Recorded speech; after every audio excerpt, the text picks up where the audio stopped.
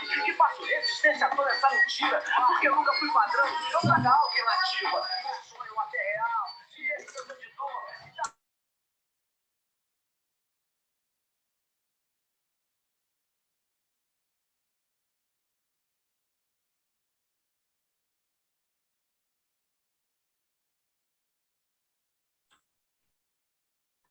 Olá, pessoal. Boa noite a todas, todos e todes. E muito obrigado pela presença de cada um de vocês aqui. Eu já queria dizer de início que nós estamos extremamente felizes de estarmos realizando mais um evento da Rede Mob, né, que é o segundo ciclo de capacitação, que tem como tema geral mobilidade e direito à cidade, os desafios na construção de cidades inclusivas, sustentáveis e inteligentes. Eu sou o Kericles, homem branco, tenho cabelo curto e preto, estou usando uma camisa cinza. Ao fundo aqui tem uma parede branca e uma porta de madeira. Eu sou engenheiro civil e mestrando em arquitetura e urbanismo. Pesquiso na área de mobilidade urbana, com ênfase na mobilidade a pé.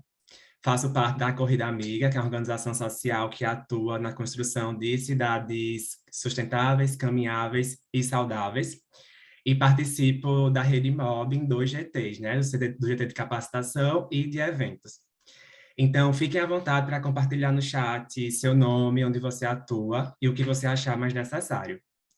Falando um pouquinho sobre a Rede Mob, né, que é idealizadora tipo desses eventos da capacitação, a Rede Mob ela é um grupo aberto e colaborativo de pesquisadores, né, que experimentam sobre a criação de um espaço para debater a inovação nas práticas de mobilidade e transporte, e a partir desse ponto zero, fomentar a mobilização de cidades mais inclusivas. As atividades na rede elas são realizadas em 6 grupos de trabalhos, que são grupos independentes, que unem pesquisadores e entusiastas da área de mobilidade urbana. Os GTs são os eventos, capacitação, dados, comunicação, regulamentação e plataforma. Nós acabamos, nos últimos meses, realizando alguns eventos, que foi o primeiro ciclo de capacitação, que focou ali no planejamento inteligente da mobilidade urbana. Foi um evento voltado para a discussão como os dados podem contribuir para a construção de uma mobilidade urbana mais justa e mais igualitária. O nosso outro evento foi a Hackatona, que foi um evento bem bacana, que teve como objetivo o desenvolvimento de soluções para a mobilidade urbana, né, com foco no estado do Rio de Janeiro. E ainda temos conteúdos que são quinzenais e semanais, que são os podcasts e o Medium, que pode ser conferido no nosso site. E nossa última tarefa mais recente foi o livro, a escrita do livro O Paradoxo da Cidade Inteligente, Descomplicando os Dados, certo? Falando só um pouquinho sobre o segundo ciclo de capacitação, né? Esse é o nosso evento de abertura, que é a nossa mesa redonda, que são os dados, planejamento e mobilidade, quais ferramentas possíveis. Ele conta com a presença da Kelly Cristina, da Marina Baltar, da Tainá Bittencourt, da Isabela Martins e da Lorene Freitas, mas que infelizmente não conseguirá participar por motivos maiores, então desde já desejar melhoras para a Lorena de Freitas. E diante disso, eu gostaria de agradecer imensamente a cada um de vocês e dizer que é uma alegria muito grande de que vocês aceitaram o convite para participar e contribuir conosco nessa mesa redonda, né? A nossa mediadora é a Isabela Martins. A Isabela Martins, ela é engenheira civil, mestra e doutoranda em engenharia de transportes na COP, na UFRJ, pesquisadora com experiência em planejamento, mobilidade urbana e gestão pública municipal. Atua na iniciativa privada com soluções para o planejamento de trânsito e em serviços de tecnologia para a gestão de mobilidade urbana e também faz parte da Rede Mob. Então, desde já, quero desejar um evento maravilhoso para todos. Obrigado. Obrigada, Kéricles. Obrigada a todos pela presença. Boa noite, eu sou Isabela Martins. Vou mediar a mesa acompanhada de 3 mulheres aí sensacionais na área de mobilidade, que eu sou super fã. E para começar, eu queria comentar um pouquinho, né, que o tema central do nosso segundo ciclo de capacitação é a mobilidade e o direito à cidade, né? E como é que a gente faz para garantir o direito à cidade para todos, né? Essa é a pergunta que a gente tem aí acho que é isso que move a grande maioria das pessoas que estão aqui, né, que trabalham com mobilidade, pesquisadores, gestores públicos, alunos. E apesar da gente diariamente trabalhar em cima de diversas possibilidades, a gente sempre passa, né, que o direito à cidade ele pode ser garantido, né, desde que a gente tenha um planejamento eficiente da mobilidade naquele município, né? Então, assim, lógico que não é simples, o planejamento da mobilidade, um planejamento eficiente de mobilidade dentro de um município é algo muito complexo. Se fosse fácil, a gente já tinha conseguido atingir isso, né? Mas ele é uma responsabilidade de todos. E por ser uma responsabilidade de todos, que a gente está aqui, que a gente está como pesquisador, a gente está como entusiasta, como aluno, para compartilhar um pouquinho, para ouvir um pouquinho do que as participantes têm a contribuir com a gente e para contribuir com gestores públicos na construção de cidades melhores, de cidades mais acessíveis e que garantam o direito a todos. Então, além de ser uma responsabilidade de todos, é uma das atribuições da gestão pública, através dos gestores públicos, garantir o direito à cidade para toda a população. E aí sejam esses gestores públicos eleitos diretamente pelo povo, ou indicados, ou concursados, é parte da responsabilidade das atribuições deles essa garantia, né? E aí, com o objetivo de assumir essa responsabilidade, que também é nossa, a gente inicia hoje o segundo ciclo de capacitação e vem contribuir um pouquinho mais para esse planejamento. Para isso, a gente tem Kelly Fernandes, Marina Baltari e Tainá Bittencourt compartilhando a mesa comigo, que vieram aqui com a responsabilidade, né, e com a dedicação que elas têm sobre o tema, para falar um pouquinho sobre dados, planejamento e mobilidade urbana. Quais são as ferramentas possíveis? Como é que a gente pode contribuir para uma gestão pública mais eficiente? E aí eu vou pedir para as meninas se apresentarem e contarem um pouquinho sobre em qual momento da vida delas, né, seja profissionalmente, pessoalmente, os dados, o planejamento e a mobilidade tiveram importância. E aí vamos começar com a Kelly. Kelly, você podia se apresentar, por favor, e contar um pouquinho da tua trajetória aí com dados, planejamento e mobilidade? Claro. Obrigada, gente, pelo convite, pela organização. É um prazer estar aqui com vocês. Cumprimentar o Kéricles, a Isabela, a Marina e a Tainá. Muito bom dividir esse espaço. Toda vez que a gente compartilha e participa de um debate assim, roda de conversa, a gente aprende muito também. Então, é um prazer. Falando um pouco de mim, eu sou arquiteta urbanista, eu tenho uma especialização em economia urbana e gestão pública. Eu nasci em São Paulo, porém eu estou morando em Brasília por motivos profissionais. Faz uns 6 meses que eu estou por aqui, então eu estou naquela fase de descobrir a cidade, né? Desvendar, entender como ela funciona, e é sempre uma coisa muito rica, né? Um momento de aprendizado. Eu trabalho com mobilidade urbana faz uns 8 anos, acho que faz 8 anos esse ano, e não é muito tempo, né, porém eu já passei por vários lugares e tive muitas experiências, então parece um período bem intensivo, assim, de entrega e de aprendizado.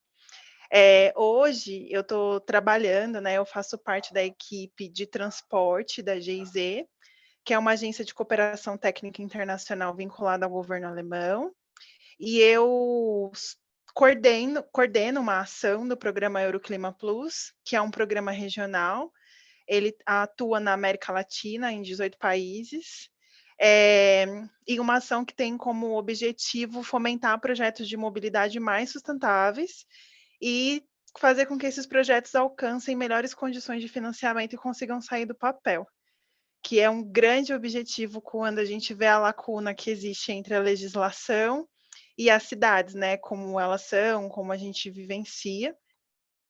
E respondendo à pergunta, desde que eu comecei a estudar e trabalhar com urbanismo, os dados fazem parte da minha vida, assim. Só foi aumentando a importância dos dados para eu conseguir efetivamente fazer o meu trabalho, que hoje é um trabalho completamente voltado à implementação da Política Nacional de Mobilidade Urbana, que é uma política que ela foi uma política de 2012, né? Que institui que os municípios com mais de 20 mil habitantes e outros enquadrados na legislação, que são aqueles que fazem parte de região metropolitana, aglomeração urbana, instâncias turísticas, façam um planejamento da mobilidade a curto e médio prazo para fomentar meios de transporte mais sustentáveis, né? Invertendo um pouco ali a centralidade do carro e colocando o protagonismo em pedestres, ciclistas, transporte público, transporte de carga e depois veículos motorizados individual, exatamente nessa sequência. E para a gente olhar para a cidade, sabendo que, enfim, a gente tem mais de 5.565 municípios no Brasil, você precisa dos dados. Então, todo e qualquer dado acaba sendo seu amigo na hora de você pensar soluções para o futuro.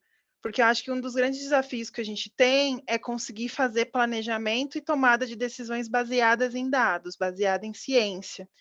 Porque são tomadas de decisões concretas, né, que estão partindo de uma leitura real da sociedade.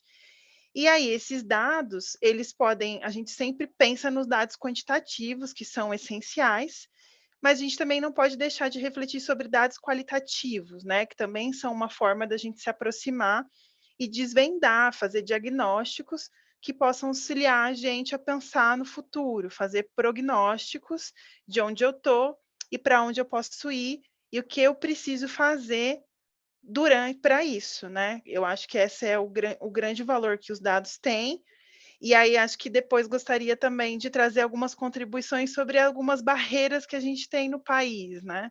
Porque às vezes faltam dados e a ausência desses dados impede uma leitura mais próxima do problema. E aí essa falta, né, de dados, ela normalmente prejudica as pessoas que mais precisam de investimentos em mobilidade urbana, que são as pessoas de baixa renda, são as pessoas negras, são as mulheres, que são pessoas que foram negligenciadas no processo de planejamento das cidades e, portanto, muitas vezes não têm suas demandas visibilizadas pelas metodologias de pesquisa e coleta de dados que a gente tem difundidas no país hoje. Perfeito, Kelly. Eu também sou uma defensora da Política Nacional de Mobilidade. Eu acho que a gente teve um avanço muito grande, né, nos últimos 10 anos a partir disso, embora a gente tenha muito que avançar ainda, né, foi um marco, ninguém pode negar. Seguindo a ordem aqui, Marina, você pode compartilhar um pouquinho, se apresentar e compartilhar como é que os dados e o planejamento chegaram até você, como que você começou o que eles mudaram, transformaram aí na tua vida? Conta um pouquinho. Obrigada, Isabela. Muito obrigada, Mobink, pelo convite. Queria cumprimentar também as meninas que vão estar comigo nessa mesa redonda, a Kelly e a Tainá. Meu nome é Marina Leite de Barros Baltar. Eu sou do Brasil, eu não sei, sou filha de bancário que cresceu mudando a cada 2 anos de cidade, então para mim é sempre difícil falar de onde eu sou. Hoje eu moro em Cuiabá. Vocês vão ver que grande parte da minha experiência vai ser do Rio de Janeiro, onde eu trabalhei na prefeitura por algum tempo, onde eu fiz meu mestrado, meu doutorado. E eu sou nascida em Corumbá, mas eu nunca morei na cidade que eu nasci, Mato Grosso do Sul. Diante dessa visão de vida crescendo, mudando em diversas cidades de tamanhos bem distantes, né? Eu sou formada em Engenharia Civil na UFMT, em Mato Grosso. Fui para o Rio fazer o meu mestrado. Não sabia o que pesquisar. Pedi para a prefeitura para eu ficar lá olhando o dia a dia deles, para entender um pouquinho, porque eu queria muito pesquisar algo prático, algo que fosse fazer a diferença. Alguém autorizou eu ficar lá. E terminou que eu fui absorvida no quadro e fiquei trabalhando para a prefeitura por 7 anos. Eu fiz doutorado também na UFRJ, no Engenharia de Transporte. E no meu primeiro ano de doutorado, eu passei para professora aqui na UFMT, em Cuiabá, então eu retornei para cá. para onde eu me formei na graduação, e hoje eu sou docente do curso de Engenharia de Transporte, e eu trabalho nas disciplinas de mobilidade urbana, transporte público, operações viárias e engenharia de tráfego. Os dados, eles foram, acho que uma grande diferença na minha vida. Quando eu entrei na Companhia de Engenharia de Tráfego do Rio, né, na SET Rio, eu entrei na diretoria de operações, então era aquela demanda que a gente recebia hoje para resolver para depois de amanhã. E como tomar a decisão em uma cidade, em 2011, que estava se construindo para a Copa, para a Olimpíada, para a vinda do Papa, em uma cidade que estava de cabeça para baixo. E aí era muito dado. A gente sabia naquele momento que a gente precisava mudar o Rio, né? Mudar o perfil das pessoas, assim, a forma que as pessoas, por exemplo, iam a eventos. Até aquele momento, as pessoas tentavam ir, por exemplo, no Réveillon de Copacabana, que são 2 milhões de pessoas naquela praia, de carro, né? As pessoas ainda tentavam chegar ali e ficavam presas, obviamente. E a gente sabia que, porque os desafios que vinham pela frente, era importante mudar, né? Esse jeito da cidade olhar para os eventos, mas isso ia começar de antes, né? Seria um aprendizado. Então, a gente começa com os dados para entender realmente como a cidade funciona e como a gente podia modificar esse comportamento, né? Então, como propor, por exemplo, a gente passou a fechar um bairro inteiro para fazer o Réveillon. Para propor isso, a gente precisava de dados, a gente precisava entender de onde as pessoas vinham, como as pessoas chegavam, a gente precisava enxergar tudo isso, até uma coisa menor, fazer uma implosão. Às vezes a empresa queria fazer uma implosão de um prédio às 8 da manhã e a gente precisava convencê-los que às 6 a gente conseguiria, né? E aí, nesse tempo e a gente convencia a partir de dados. Em todo esse tempo de preparo, né, também para os eventos, a gente teve a implosão da perimetral, que era uma via muito importante no Rio de Janeiro. E quando a gente fez aquilo, eu lembro que as pessoas acharam insano, não que não fosse, mas a mídia criticou muito porque não foi adotada nenhuma medida como veículo, como rodízio de carros ou coisa desse tipo, mesmo perdendo uma via muito importante no Rio de Janeiro, né? E aí a gente falava que a gente confiava no nosso plano, né? Mas foi levantando dados de tipo, ir no centro, contar a quantidade de vagas de carro e falar assim, com essa quantidade de vagas de carro que a gente vai tirar, a gente vai conseguir o fluxo. Mas aí trabalhava junto com o metrô, tipo, a gente vai precisar de mais metrô para atender esse pessoal que a gente não vai deixar estacionar. Então, era aquele trabalho em conjunto e, sim, é baseado em dados. Então, eu vivia muito no dia a dia esses dados para a resposta muito rápida. Depois, quando chegou o período olímpico, a gente conseguiu usar dados de Olimpíadas antigas, usar dados já para um planejamento mais a longo prazo, né? Assim, uma visão, o meu longo prazo de quem estava acostumada com o dia seguinte, né? Uma visão de daqui 2 anos já era um longo prazo.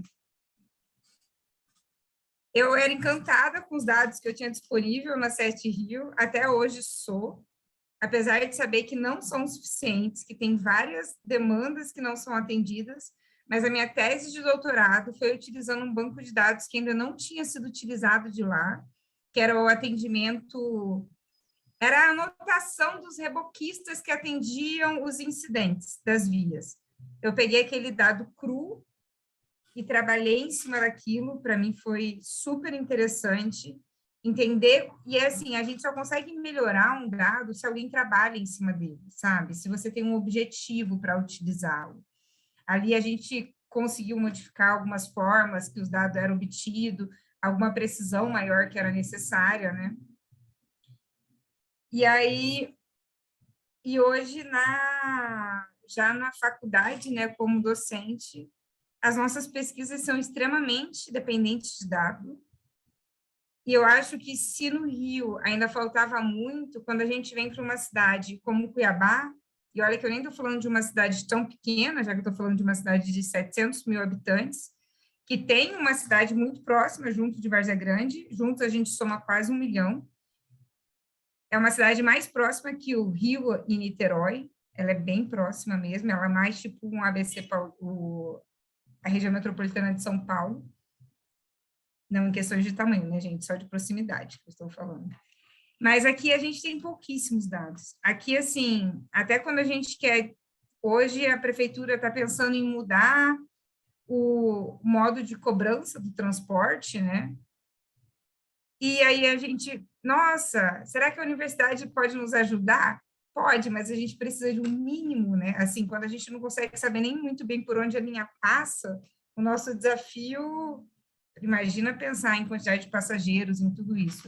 E aí a gente vê a dificuldade de planejar uma cidade de tamanho médio, que representa grande parte das cidades brasileiras, porque a mobilidade já é pouco vista, né? A mobilidade numa cidade menor, ela ainda tem uma visão de período eleitoral muito grande, e aqui ainda mais uma visão extremamente rodoviarista, extremamente voltada para o veículo particular. E falta dados para a gente tentar discutir. Quando eu cheguei aqui, eu fiz uma grande pesquisa, origem e destino, mas muito ampla, mas dentro da universidade, e até hoje é o que a gente leva para as discussões quando é para discutir qualquer coisa da cidade como um todo, sabe? Que é um desafio.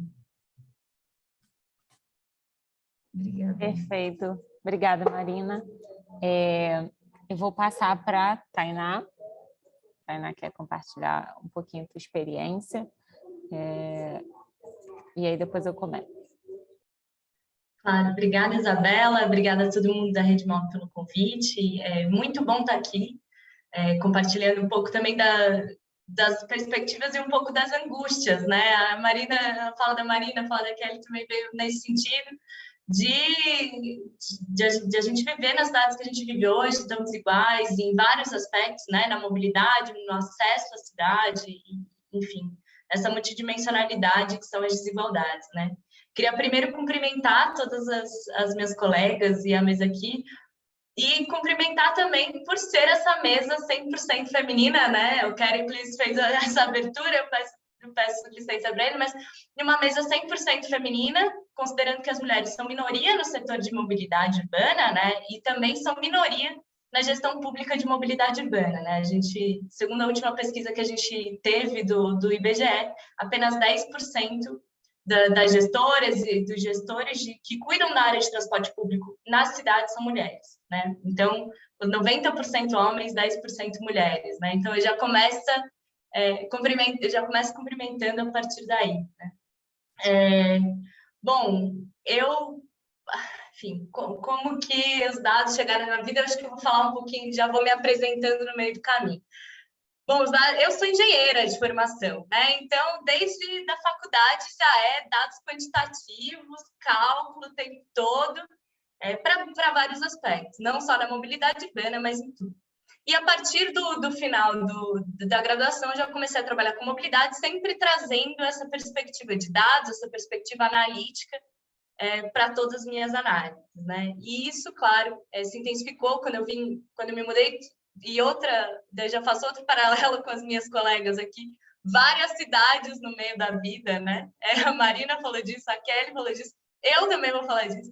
Eu sou de Curitiba, nasci em Curitiba e fiz faculdade lá, mas vim para cá, para São Paulo, de onde eu falo hoje, para fazer o doutorado. E o meu doutorado é especialmente no impacto de políticas públicas na redução de desigualdades de classe e raça, na perspectiva aí de mobilidade e acessibilidade segundo classe e raça. Então, puramente numa perspectiva quantitativa e numa perspectiva comparada, né? Como que as diferentes políticas de diferentes cidades, como que geografias diferentes impactam, como estruturas sociais diferentes impactam essas desigualdades, e enfim.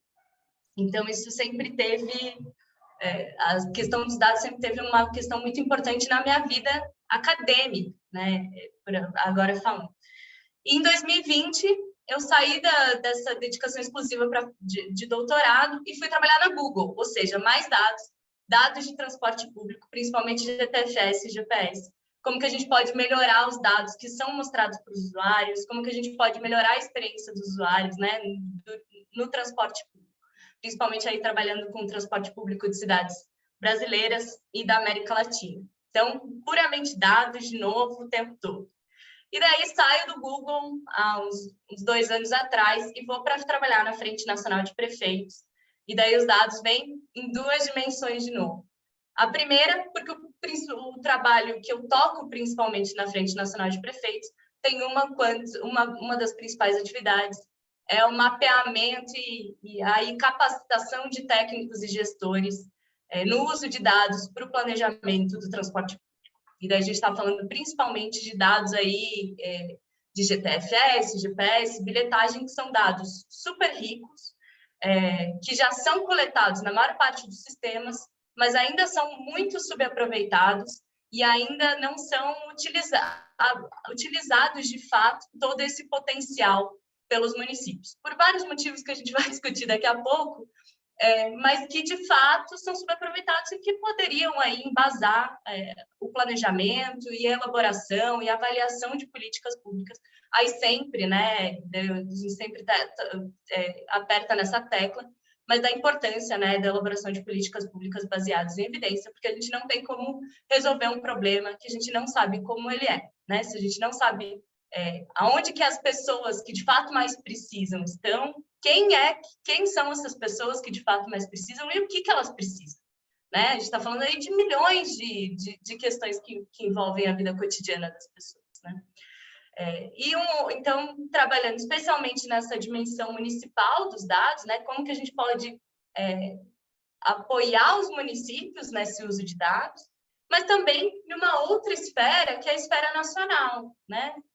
A Kelly falou um pouquinho aqui da Política Nacional de Mobilidade Urbana, que, de fato, é referência mundial, né, em termos de princípios, diretrizes e o que ela estabelece, mas, ao mesmo tempo, tem várias lacunas que não foram resolvidas desde 2012, que é, de fato, como que a gente constrói uma política de mobilidade urbana que seja, de fato, interfederativa, né, e que a gente desresponsabilize integralmente os municípios, porque desde a Constituição Federal, o transporte público ficou de responsabilidade dos municípios, então todos os ônus, obviamente, ficaram com os municípios, mas os estados e a União, de fato, contribuem muito pouco para a mobilidade, e o que, de fato, é um problema, porque a gente sabe que as políticas públicas elaboradas a nível nacional influenciam a vida nas cidades. A gente sabe como as políticas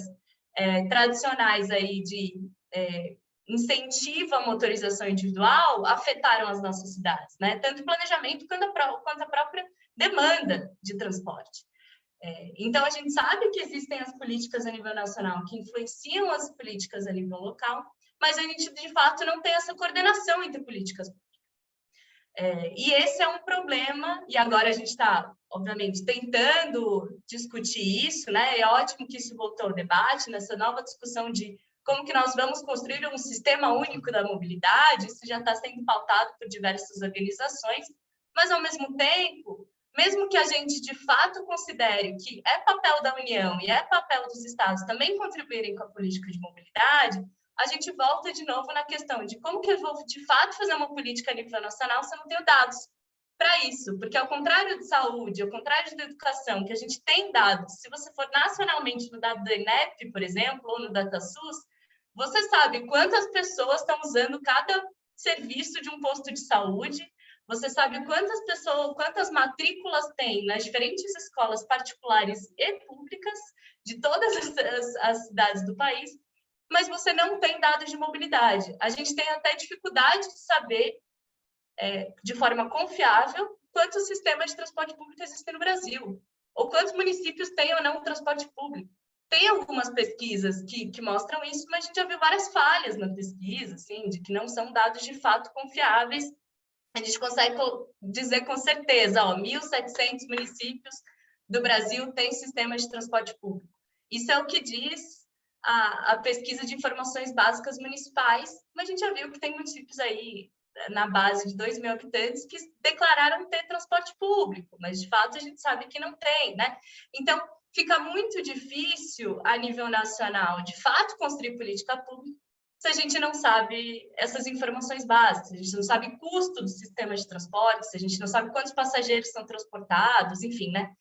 Essas informações aí básicas para qualquer desenho de política pública de fato eficiente, de fato eficaz, né? Então, enfim, deu para lá, mas eu acho que mostra um pouco da centralidade dos dados, tanto na minha vida quanto acho que de tudo que a gente está discutindo aqui, né? Tanto da construção de políticas públicas a nível local, para redução de desigualdades nas cidades, desigualdades sociais, raciais, de gênero e espaciais dentro das cidades, mas também as desigualdades a nível regional, a nível nacional, né? A gente sabe como são diferentes as condições dos municípios no Sudeste, no Nordeste, no Norte, né? No cidades capitais ou no interior, enfim, eu acho que ampliar um pouco as desigualdades também nesse sentido. Perfeito, Tainá, muito obrigada. Eu estou aqui, assim, ouvindo as meninas se apresentarem. Eu já conheci a Marina, né? A gente teve a oportunidade de estudar junto em alguns momentos. A Tainá e a Kelly, eu não tinha a oportunidade de ter conversado, né? A gente conversou 5 minutinhos antes de iniciar a mesa, mas eu acho que eu estou aqui apaixonada por essa mesa, né? Foi uma mesa que a gente pode não ter se conhecido antes, mas a gente está... E aí, de repente, Tainá, os 10% das gestoras públicas mulheres, elas têm a mesma paixão ou o mesmo desafio, né? Que é o desafio de fazer gestão pública, política pública de qualidade, com uma escassez de dados, com uma escassez de possibilidades dentro do planejamento. E eu acho que isso foi o que uniu a gente aqui hoje. Tainá, Marina e Kelly já falaram um pouquinho da minha primeira pergunta, que é qual o maior desafio que vocês entendem na gestão pública. Eu vou pedir para cada uma elencar um desafio, né? Se a gente pudesse descrever, não com uma palavra, mas de repente com uma frase, uma explicação rápida. Qual o maior desafio que vocês enxergam a nível de política pública municipal? E aí, se quiserem complementar com estadual e no âmbito de todo o país, né? Mas, assim, qual o maior desafio para um planejamento eficiente da mobilidade dentro dos municípios brasileiros? O que vocês citariam? Marina, quer começar? Tranquilo, Luísa. O que, assim... estando dentro da prefeitura, né, como alguém que esteve dentro da prefeitura há algum tempo, eu acho que a grande dificuldade era, não sei, tratar aqueles dados, né? Assim, a Tainá falou um pouco disso na apresentação dela aqui. Vem aquele GPS, você tem um monte de dados, não que eles sejam suficientes, mas é difícil você tratar aquela grande quantidade de dados que você recebe. Muitas vezes a gente parava para tratar os dados quando já ia usar em algum planejamento específico, sabe? E aí você via assim, nossa, esse aqui teve uma queda esse dia, tem alguma coisa errada nesse dado aqui, esse aqui tá legal, mas quando a gente ia para um lugar muito específico, eu acho que em nenhum momento a gente teve uma equipe que tratava aqueles dados antes, que já trazia o que aqueles dados estavam enxergando, né? Assim, o que poderia ser modificado com aqueles dados. Era só a partir de uma provocação do dia a dia, que a cidade te provoca, né? A cidade te questiona, que aí a gente ia revirar naquele banco de dados o que a gente tinha e poderia responder aquilo.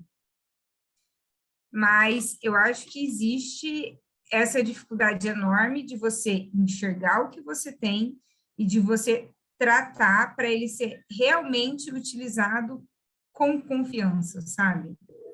Assim, ter uma confiabilidade naqueles dados que a gente está utilizando. Perfeito. Eu concordo plenamente. Eu acho que dentro da rotina da gestão pública, né, a gente acaba não tendo tempo para isso, né? Como você falou, é um desafio. Às vezes você tem dados de um dia para o outro, e aí quando você tem um histórico de 12 meses, é muito, né? É considerado histórico. E aí eu vou pedir para a Tainá comentar. Acho que vai um pouco no sentido mesmo do que ela falou. O que você acha, Tainá? Você concorda com essa que tratar os dados seria um desafio e, de repente, a falta de estruturação, como você mencionou, que a saúde e a educação tem e a mobilidade não tem, seria um dos pontos aí que se a gente tivesse essa estrutura por trás da mobilidade, de repente ajudaria a gente a tratar melhor esses dados? É difícil elencar um desafio só, né? Acho que é sobreposição de desafios, assim. Eu acho que, primeiro, quando a gente está falando de dados, planejamento, é importante separar em duas coisas principais. Primeiro, quando a gente está falando de planejamento e dados mais a nível operacional, né? E daí a gente está principalmente falando desses dados aí de transporte público que já são automatizados, já são gerados automaticamente e coletados já por muitos municípios. A maior parte dos municípios brasileiros já tem sistemas de bilhetagem eletrônica ou sistemas GPS na frota. A gente está falando de mais de 80% dos municípios que têm transporte público no Brasil já tem esses sistemas implantados, especialmente bilhetagem eletrônica. Então, já são dados mais automatizados. E tem uma outra vertente, que daí é mais aqueles dados e pesquisas que são coletados mais manualmente, né? Censo, pesquisa origem e destino, que é um pouco que a Kelly trouxe também na primeira fala dela, né? De que todos esses dados operacionais, transporte público, são super ricos, têm um potencial gigantesco, mas também eles não informam dados importantes, informações importantíssimas, principalmente quando a gente está falando de redução de desigualdades, né? Os recortes de classe, gênero e raça são muito mais difíceis de fazer quando a gente está falando desses dados automatizados. Você precisa de pesquisas mais aprofundadas e tudo mais. Então, acho que é importante separar nesses vamos dizer, dessas duas espaços diferentes. Nesse primeiro espaço, que eu já falei um pouquinho, desses dados operacionais de transporte, eu vou trazer um pouco de uma pesquisa que a gente fez, que está para lançar nas próximas semanas, dentro da Frente Nacional de Prefeitos, e que a gente, de fato, fez esse mapeamento, perguntou para os municípios, você coleta esses dados? Você utiliza esses dados? Você abre esses dados para a população? Era basicamente isso que a gente estava querendo entender. E o porquê sim e o porquê não, né? E o que a gente descobriu é que, sim, a maior parte dos municípios coleta dados, mas pouquíssimos municípios abrem os dados. Eu vou trazer um exemplo aqui, por exemplo, bilhetagem eletrônica.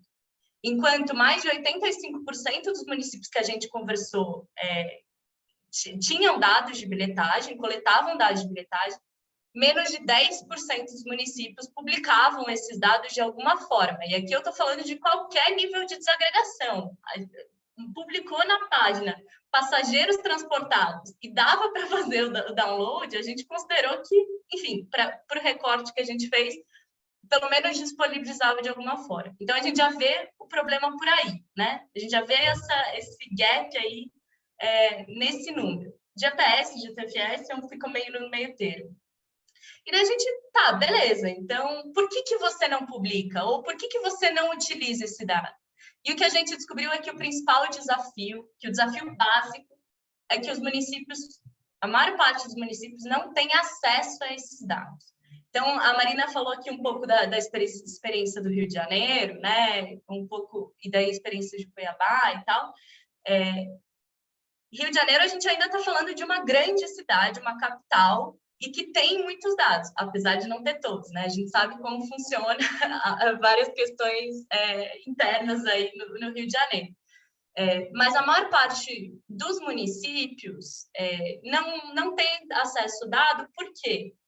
Porque, normalmente, quando se tem um contrato de transporte público, né, seja um contrato de concessão, um contrato de autorização, permissão, enfim, A tecnologia embarcada, GPS, bilhetagem, fica a cargo das empresas operadoras. Então, o que acontece? O poder público contrata todo o serviço, toda a operação de serviço de transporte público, e as empresas operadoras subcontratam uma empresa de tecnologia. Então, quem tem os dados GPS, bilhetagem, são as empresas de tecnologia e as empresas operadoras. E esse dado, muitas vezes, não volta para o poder público, né? Fica na ONU. Quando volta, também existe várias desconfianças em relação a esse dado, né? Porque o que está passando aí no meio? Será que a gente está recebendo, de fato, o dado bruto? Será que a gente não está? Então, esse é um primeiro desafio. Então, revisão contratual, gestão de contratos, talvez seja o principal desafio aqui, né? Quando a gente está falando de contratos muito grandes, que envolvem tecnologia, que envolvem provisão da frota, que envolvem operação de serviço, né? E isso dificulta o acesso aos dados. Contratos muito longos, a gente tem contrato de transporte público no Brasil que chega a 30 anos. Quando você pega contrato, o período primeiro, né, de contrato mais prorrogação, a gente tem o contrato no Brasil que dura 40 anos. Né? Então, obviamente que um contrato de 40 anos, primeiro, não consegue absorver as mudanças tecnológicas e evoluções tecnológicas na gestão de dados, né? E também não consegue absorver a própria evolução do debate público. Né? A noção que a gente tinha de dado aberto há 20 anos atrás é muito diferente da noção que a gente tem de dado aberto hoje. Né? GTFS, por exemplo. GTFS existia há bastante tempo, mas não estava tão difundido quanto está atualmente. Né? Então, esse é um outro problema. E os contratos que a gente vê também, é que também eles são bastante omissos em relação ao fluxo de dados. Né? Então, contrata-se por muito tempo e não especifica-se como que deve ser feito esse repasse, como que deve ser feito o compartilhamento dos dados, e, obviamente, isso vai criando entraves e barreiras. A gente sabe que, em alguns locais, essa relação entre poder concedente e empresas concessionárias operadoras, é melhor. Dá para ir criando-se aditivos contratuais e tudo mais. Mas a gente sabe que em muitas cidades é um conflito diário, né? E isso chega a ser até visceral, né? Os debates que a gente vê em algumas cidades. Então, acho que esse é um primeiro ponto. E, a partir daí, vão se criando os outros desafios, né? Quando se tem acesso aos dados, aí é o próximo desafio. Recursos humanos, recursos tecnológicos, é um pouco que a Marina falou, né? E o que é interessante que a gente viu é que, sim, falta de pessoas é um fator importante nas prefeituras, né? Que são poucos técnicos e eles ficam muito atropelados com essa questão do planejamento operacional da crise do dia. Vamos apagar o incêndio que está acontecendo hoje. Falta tempo, falta pessoas para fazerem esse planejamento da cidade mais a longo prazo, que, inclusive, planejar essas pesquisas de origem e destino, fazer um plano de mobilidade, pensar como vai ser a cidade daqui 10 e 20 anos, então falta isso. Mas não só, mesmo nas cidades que você tem um quadro técnico disponível que poderia atuar nisso, a gente vê que falta capacitação. Né? A gente vê que falta, principalmente na questão de tecnologia, que muda muito rápido. A gente tem, às vezes, servidores da prefeitura que estão lá há 20 anos e que não tiveram esse cenário de capacitação contínua, programas de capacitação contínua. A gente também tem muitas trocas entre os mandatos, né? Não só dos servidores, mas também dos cargos comissionados, em que falta também essa continuação, essa capacitação dos novos quadros. Então, nem sempre é só falta de gente, é falta de gente com esses conhecimentos, que possa levar análise de dados, enfim, e utilizar isso para o planejamento. Então, acho que é um pouco disso, estendi um pouco, mas que eu acho que era importante fazer esse panorama. Perfeito, Tainá. Realmente é muito importante, isso acho que assim, a gente compartilha do mesmo entendimento de que a falta de capacitação, ora falta recurso humano, ora falta recurso material básico, né? Em prefeituras de pequeno e médio porte, a gente sabe que não tem tecnologia, né? Mas também a capacitação. E aí, por isso, a importância de eventos como esse, né? Que a gente consegue trazer um pouquinho da visão acadêmica, tecnológica, da visão de capacitação dos pesquisadores para a gestão pública também. E aí eu vou pedir para a Kelly compartilhar assim, o que você entende como o maior desafio, se você quer comentar um pouco os desafios que as meninas colocaram. E acho que, como você falou da Política Nacional de Mobilidade, vou pedir para você comentar assim, o que você vê que esse desafio, não sei qual é o que você vai pontuar, mas assim, interfere na política nacional ou a política pode ajudar a resolver, de repente, esse desafio? Bom, vou ter que concordar que é muito difícil escolher um desafio só, porque eu acho que tem muitos fatores influenciando, né, em todas essas questões, né, que foram levantadas aqui. Acho que duas coisas que vêm, assim, na minha cabeça, eu acho que é bem esse gancho que a Tainá deu no final de capacidade, e eu somaria também uma questão de continuidade. Falando um pouquinho eu tive um momento da minha vida que eu trabalhei apoiando prefeituras pequenas a fazerem planos de mobilidade. Então, sempre na etapa de realização dos diagnósticos, essas etapas eram um grande desafio, porque normalmente quando eu ia até a cidade, eu trabalhei em cidades em Sergipe, Minas Gerais, Rondônia, eu chegava lá e não tinha informação. Normalmente eu tinha que sair de uma coisa quase um zero, assim, para conseguir construir algum tipo de planejamento para aquela cidade que estava fazendo um PLAMOB para poder atender a legislação federal, para não ficar em conformidade e não poder acessar recursos e programas que o governo federal disponibiliza para que tenha planos. E, normalmente, o que eu encontrava na cidade era um JPEG ou um DWG, com algumas informações dos lotes, as vias, e não muito mais que isso. As cidades não tinham nenhuma noção de qual que era a divisão modal, de qual que era a participação de cada meio de transporte no sistema de mobilidade da cidade. Não tinha muita informação sobre as áreas de expansão, porque normalmente as cidades pequenas eram cidades que estavam ali em franca ampliação do perímetro urbano. Então, não tinha muita consciência de quais eram as vias novas, das ocupações novas. Então, a gente tinha que recorrer às bases de dados nacionais para conseguir alguma coisa e para alguns mapeamentos colaborativos que a gente tem na internet, por exemplo, o OpenStreetMap. E aí, recorrendo para os dados nacionais, a gente recorria aos dados do IBGE, que sempre salva a gente. E a partir desses dados, a gente conseguia ter um cheiro do que é a cidade, né?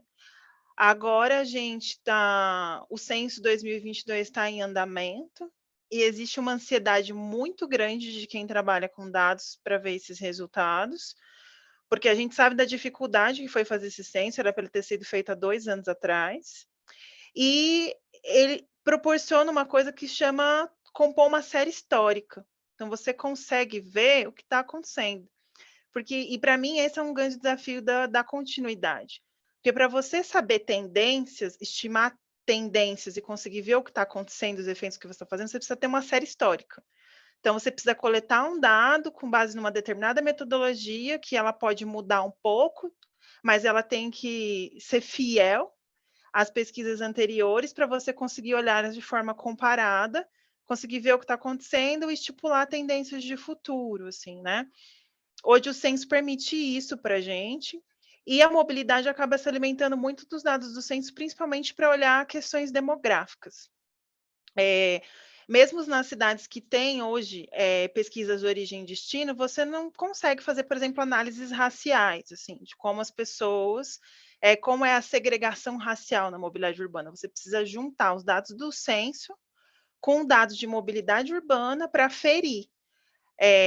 Hoje, agora com algumas mudanças que ocorreram no questionário do censo que está sendo aplicado agora, a gente talvez vai conseguir solucionar um problema histórico, que é a ausência de dados de mobilidade, porque foi incluída no censo uma pergunta sobre qual que é o meio de transporte que você usa para fazer seu deslocamento principal. Talvez a gente não vai conseguir todo o grau de detalhe que a gente gostaria para trabalhar, mas é um grande passo, porque não existia essa pergunta antes. E também os tempos de deslocamento o tempo de deslocamento que a pessoa precisa para chegar ao destino dela, está mais fragmentado, tem mais opções, né, para você selecionar. Porque a grande maioria das cidades pequenas não tem dinheiro para fazer uma pesquisa origem e destino como as grandes capitais têm. E as grandes capitais normalmente têm, porque, por exemplo, aqui em São Paulo, quem faz a pesquisa origem e destino é o metrô de São Paulo. E é uma pesquisa que olha para as necessidades do metrô de São Paulo. E muitas vezes ela não tem essa sensibilidade em relação a deslocamentos mais curtos, em relação a deslocamentos que não são deslocamento principal, e a gente acaba perdendo um nível de detalhe que ajudaria a gente a construir uma política pública focalizada, né? A gente tem discutido muito a necessidade de construir políticas públicas focalizadas em determinados públicos-alvo, porque só assim a gente consegue promover a equidade, né? Você consegue identificar onde ali eu preciso criar uma tarifa diferenciada, onde eu preciso colocar mais infraestrutura, onde eu preciso colocar outra tipologia de infraestrutura, outra tipologia de paraciclo. Então, fica muito difícil você tomar decisão sem essas informações. E hoje, no meu ver, os municípios pequenos e médios são os que mais enfrentam problemas para conseguir levantar dados, porque levantar dados custa dinheiro. Hoje você tem algumas metodologias alternativas, né, que tentam coletar dados de mobilidade urbana com chip de celular, usando até mesmo do bilhete único. Só que para você ter uma boa noção de quem está andando a pé, pedalando, andando de ônibus, você precisa fazer umas pesquisas mais amplas, né? E as pesquisas que a gente acaba confiando mais são as pesquisas domiciliares hoje, porque elas têm amostragens que são de confiança, elas conseguem fazer uma coleta de informação que ela só acaba quando você consegue atingir a quantidade de pessoas naquele determinado perfil, naquele determinado setor. E aí você consegue trabalhar com mais confiança nesses dados, porque a confiança nos dados também é uma coisa muito importante. E uma outra coisa dessa experiência que eu acho que é legal compartilhar é que às vezes a gente fazia um esforço muito grande para conseguir ter um perfil, mesmo que aproximado da mobilidade da cidade, com esses dados nacionais e com dados que a gente coletava em campo, né? A gente fazia pesquisas cord online com contagens para saber quantas pessoas estão entrando e saindo do centro, para conseguir estimar mais ou menos como que é a divisão modal, e fazer algumas análises, né, de pesquisa de deslocamentos pendulares, enfim. E a gente tentava o máximo possível, no caso eu trabalhava numa consultoria, não trabalhava no poder público, passar esse conhecimento para a própria prefeitura. Em algumas situações a gente fazia alianças com universidades locais, com a expectativa de que os professores e as pessoas que estavam estudando ali aprendessem aquele conteúdo para conseguir replicar, mas eu tento acompanhar, mesmo que de longe, algumas cidades que eu estava na equipe responsável por fazer o plano de mobilidade, porque o plano de mobilidade é uma coisa absolutamente multidisciplinar. Então, não é uma pessoa que faz um plano de mobilidade, é uma equipe que faz um plano de mobilidade.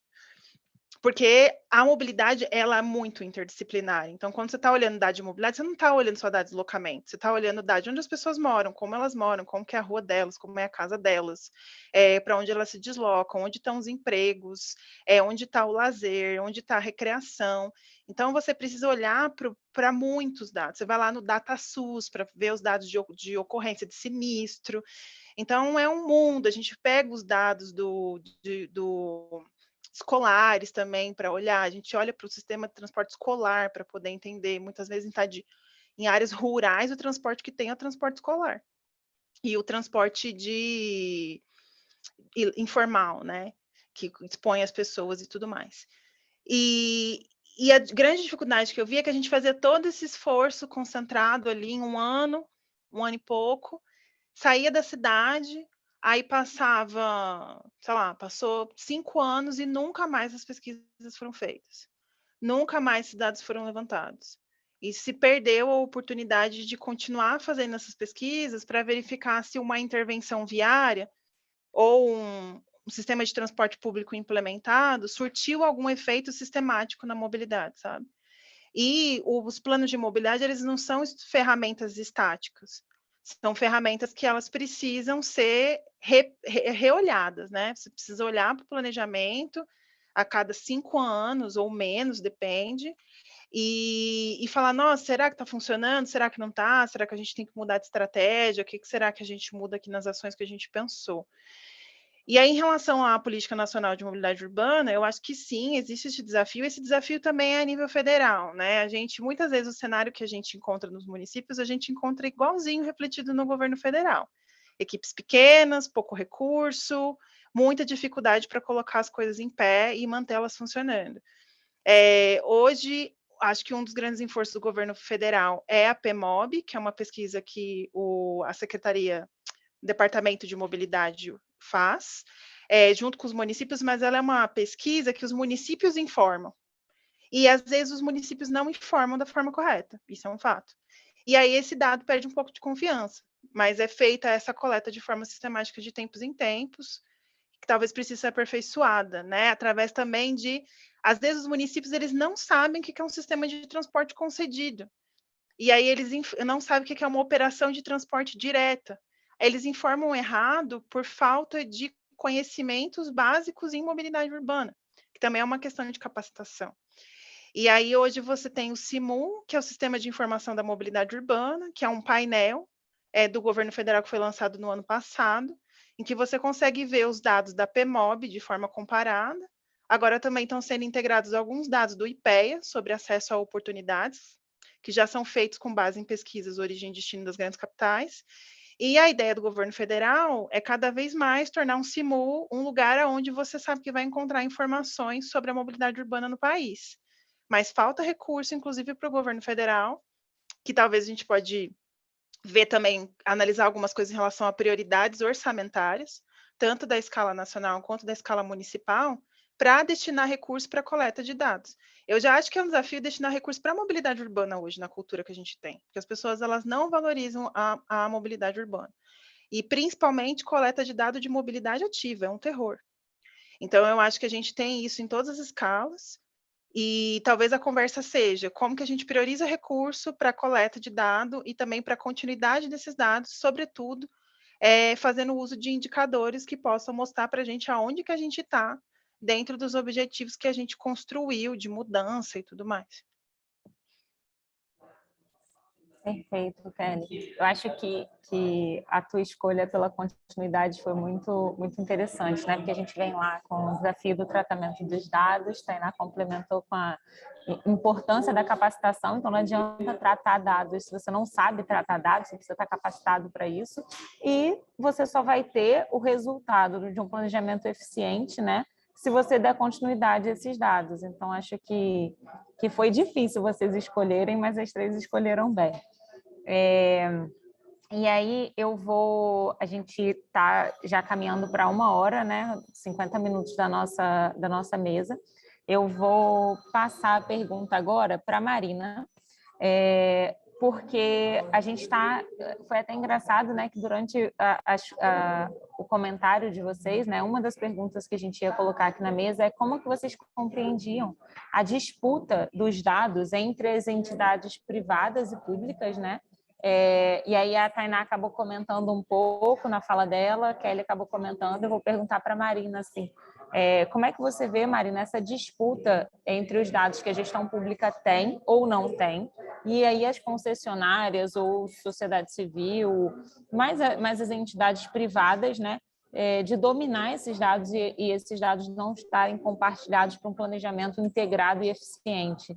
E aí, meninas, a gente vai passar por uma rodada mais de uns 5 minutos para cada uma, onde a gente vai tentar trazer um pouquinho as perguntas aqui do chat também, que o pessoal já está aqui interessado em fazer várias perguntas, inclusive para as meninas da organização aí. Vamos combinar uma segunda mesa redonda, porque é tanta pergunta que eu mesma tenho aqui para as meninas que eu acho que a gente precisa marcar uma segunda rodada. Isa, eu acho que a Tainá contemplou muito bem quando ela falou da questão dos dados estarem com as concessionárias. Quando eu comentei que aqui em Cuiabá eles estão pensando em uma maneira de tarifação diferente, aqui eles têm o GPS, aqui eles têm os dados dos bilhetes únicos, só que a gente não tem acesso, muitas vezes, e quando tem, não sabe o quanto é confiável os dados que são recebidos, né? Então, fica aquela eterna dúvida de se pode realmente ser utilizado aquele dado, né? Se a gente deve trabalhar em cima daquilo. A gente, quando eu cheguei aqui em Cuiabá, quando eu voltei para Cuiabá, em final de 2018, 2019, a gente estava no processo de licitação das linhas de ônibus, de concessão, né, dos ônibus, e aí, audiência pública, eu ia com os alunos e tal, para a gente fazer aquela discussão, mas em nenhum momento, você imagina, uma licitação feita em 2019, contemplou tanto essa parte de dados, não ficou tão clara, e é uma licitação também para 20 anos. Se hoje a gente já sente isso, né, imagina daqui a 20 anos. E quando a gente fala das empresas privadas, eu acredito assim, primeiro que muitas vezes as empresas têm dificuldade, conversando com algumas empresas que fazem conjunto com a Sete Rio, né, que buscam algumas pesquisas, a gente vê que às vezes dentro da própria empresa existia uma dificuldade de dados, porque tem a pessoa que fala de transporte público, tem a pessoa que fala de bicicleta, e esse compartilhamento de dados não era tão claro, ou muitas vezes parece que compartilhar aqueles dados vai dar a chave do negócio, né?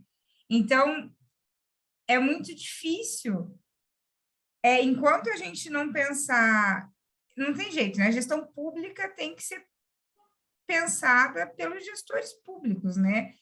Quando a gente quer pensar em sociedade, a gente precisa ter essa visão geral, né? De um todo. Eu acho que hoje a gente depende de uma política nacional para modificar esse problema que a gente tem. Porque eu acho que as empresas privadas têm essa sensação de vão roubar o meu negócio, né? Vão saber por onde eu faço. Perfeito. E aí a gente até vê, né, que agora num cenário pós-pandemia, onde muitas empresas de transporte elas estão precisando recorrer, né, a um apoio mais incisivo, né, do poder da gestão pública municipal, do governo federal, o que muitas têm até têm tido vontade de compartilhar esses dados para mostrar, olha como é que está aqui o cenário, né, tipo, tentando conscientizar os municípios disso. E aí, um pouco nesse sentido também, tem uma pergunta aqui no chat, na verdade, aí a gente vai para o lado colaborativo, né? Tem o lado de que a gente não compartilha, tem o não compartilhamento dos dados entre as prefeituras, entidades privadas, mas também o quanto as prefeituras, o governo do estado e o governo federal, eles conseguem absorver e aproveitar o que está sendo produzido e as parcerias com a sociedade civil, com o terceiro setor e com a própria academia, o quanto os municípios conseguem absorver esse conhecimento gerado, né? E aí teve a pergunta aqui do Gabriel, que foi para a Marina, depois eu vou pedir para a Tainá e para a Kelly comentarem também, se a produção dentro da academia sobre a questão de mobilidade urbana, seja ela social, econômica ou ambiental, se elas são levadas em consideração para a tomada de decisão no planejamento da mobilidade urbana junto com os órgãos que promovem política pública, né? Nesse caso, município, estado ou governo federal. E aí eu vou aproveitar, vou estender um pouquinho a pergunta do Gabriel, não só a produção acadêmica, mas também a produção da sociedade civil e do terceiro setor. Assim, o quanto isso está integrado, né? O quanto isso faz diferença nos municípios. Se vocês puderem citar algum exemplo também. Eu vou falar um pouquinho aqui dessa minha experiência acadêmica, né, como docente. Aqui a gente está num curso de graduação, então, primeiro é acreditar que estamos ajudando, a faculdade como um todo, né, toda a faculdade pública, ajudando na formação de futuros gestores.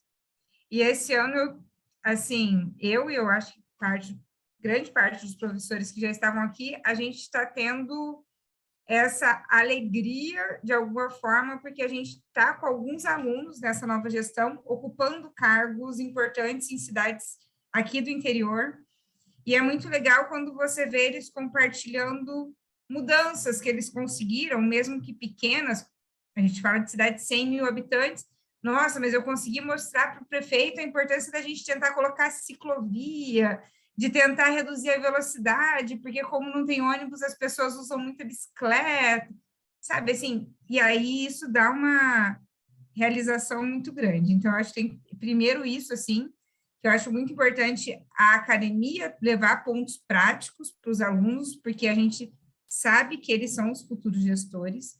E agora, no ponto de pesquisa, existe, sim, uma busca por tentar trazer a prefeitura, o governo para dentro da universidade e a gente também se expandir com eles, né? Por exemplo, aqui foi feita a licitação e estava previsto alguns ônibus híbridos, um número muito pequeno.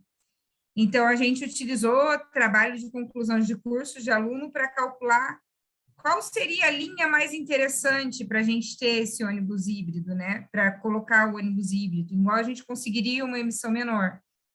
E aí, a forma de provocar o setor público é trazendo para a banca os agentes. A gente convida para as bancas de TCC e a gente já conseguiu alguns resultados legais nesse sentido. E outra coisa, a gente tem muita parceria com os estudantes. Assim, hoje a gente tem estudantes na Secretaria de Infraestrutura, na Secretaria de Ciência e Tecnologia, e esses estudantes, a gente tenta sempre fazer projetos de pesquisa que unam os dois mundos, né? Porque hoje existe, eu acho, um primeiro ponto no curso de Engenharia de Transporte é que as pessoas estranham quando a gente sai dessa nossa bolha, que acha normal falar de Engenharia de Transporte. Quando eu falo de um curso de Engenharia de graduação em Engenharia de Transporte, as pessoas olham e falam assim, mas o que isso faz? Tipo, mas quem é você? Como assim existe essa graduação, né? Então, é até uma forma da gente estourar essa bolha e mostrar como pode ser útil. Então, a gente tenta realmente provocar bastante, e eu acho que a gente tem conseguido, sim, bons resultados. E eu acho que até a questão do mobbing que é muito legal, né? Eles estão sempre buscando falar com os gestores, sempre buscando estar com a prefeitura. Faz muita diferença, né? Exatamente, é um dos nossos desafios, principalmente dentro do MOB 4.0 agora, né? É tentar trazer e reunir, né, a gestão pública e o ambiente acadêmico, né? É fazer essa integração, a gente está sempre nessa busca. Kelly ou Tainá querem comentar sobre esse assunto? Posso comentar um pouquinho, se a Kelly não for antes. Assim, acho que tem também... Acho que 3 comentários que eu gostaria de fazer assim, agora. Assim. Acho que, primeiro, sim, existem parcerias, como a Marina aí está tentando fazer com Cuiabá, trancos e barrancos aí, mas ainda são bastante pontuais. Pelo que a gente conversa com as prefeituras e pelo que a gente consegue mapear na Frente Nacional de Prefeitos, inclusive nesse estudo, é que ainda são um projeto aqui, um projeto ali, não tem, de fato, uma integração de vamos construir uma agenda de pesquisa de acordo com as necessidades do município, né? A gente está falando de planejamento a longo prazo. O que o município está pensando lá para frente? O que a gente precisa para chegar nessa cidade que a gente quer, né? Qual é essa visão de futuro da cidade? O que a gente precisa para chegar lá? Vamos construir uma agenda junto? Isso é muito, muito difícil. As questões são mais pontuais quando uma cidade, por exemplo, é uma cidade de caráter mais universitário, ou tem uma universidade de renome, né? Tem uma universidade importante, isso acontece. E acho que tem problemas aí para romper essa barreira, né? Romper essa diferença, acho que tanto na gestão pública quanto nas universidades, né? Falando um pouco, tá na acadêmica aqui.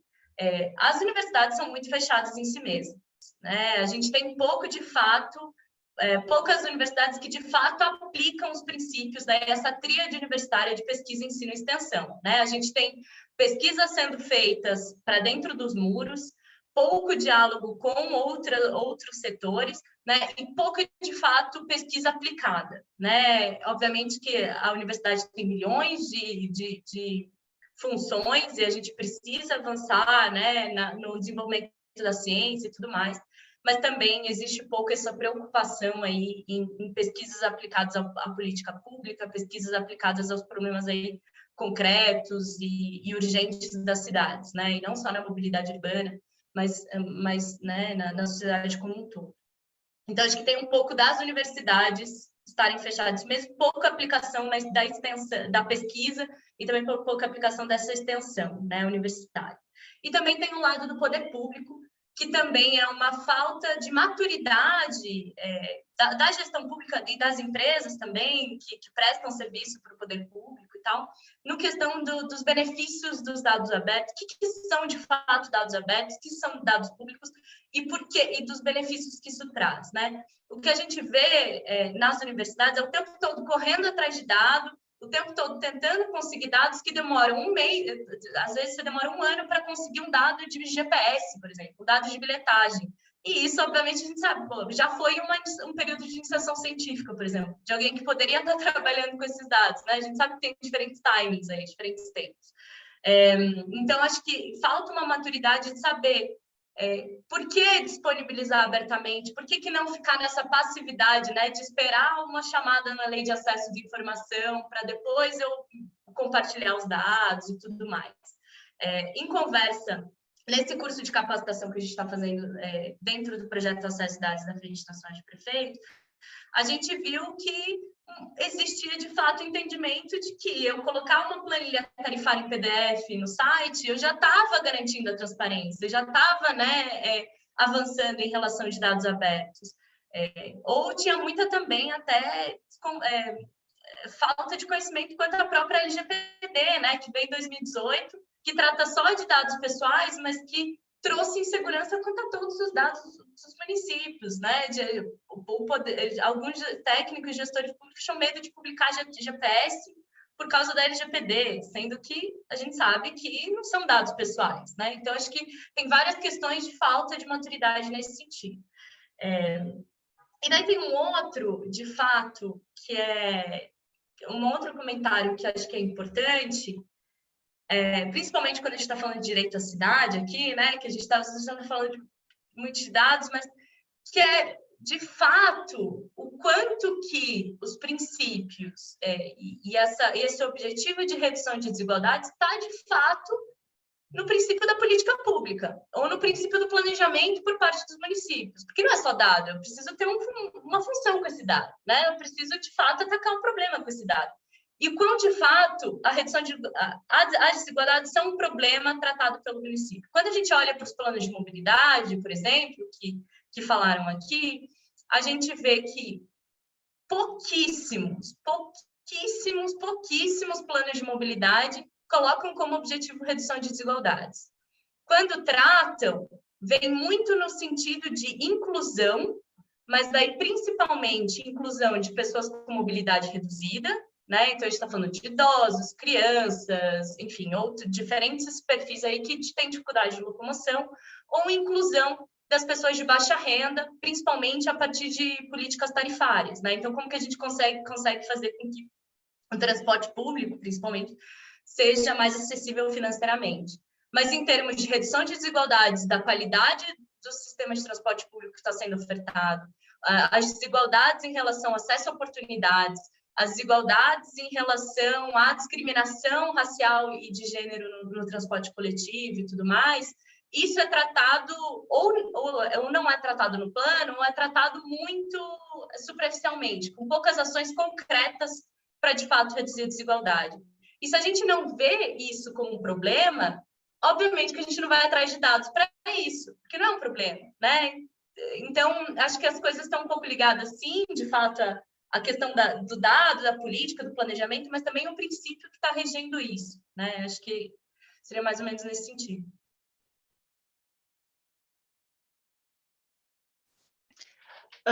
Vou fazer só alguns comentários no sentido de que eu acho que sim, existe uma potência entre aproximar a gestão pública e a academia, e aí eu, no mínimo, citaria 3, que eu acho que é a academia informando, né? Porque diversas vezes, em vários tipos de trabalho que eu já desempenhei, teses de mestrado e doutorado foram base bibliográfica para poder orientar o trabalho. Acho que isso é muito comum da pesquisa de qualquer pessoa que inicia um trabalho de análise em mobilidade urbana, então é muito feliz quando a gente faz uma pesquisa na CAPES e a gente encontra uma tese certeira para o problema que a gente precisa diagnosticar. Então, para mim, a academia contribui muito para isso, e também queria estar a academia formando profissionais que deem conta dos novos desafios, assim. Trabalhando com cooperação técnica internacional, existem muitas parcerias da cooperação com universidades, e não só com universidades, mas com centros que formam técnicos e tecnólogos. Agora a gente tem um desafio que é tentar viabilizar a eletromobilidade no país.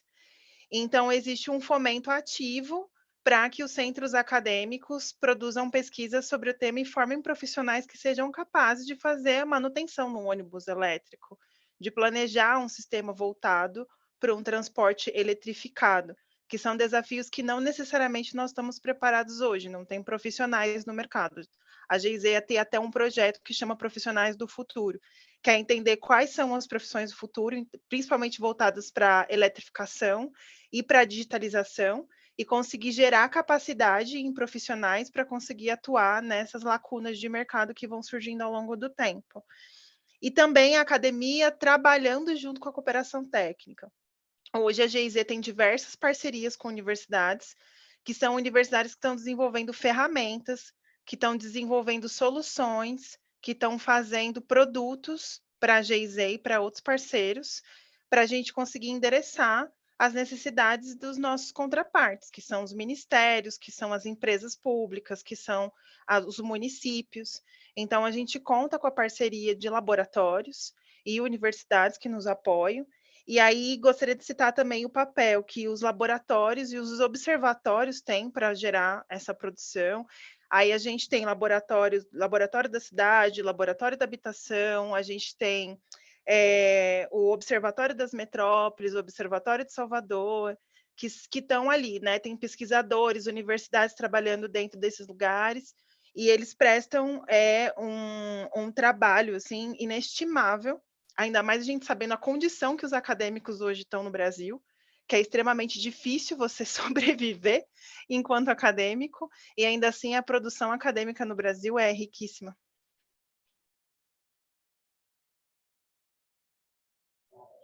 Excelente, Kelly. Muito obrigada pela colocação.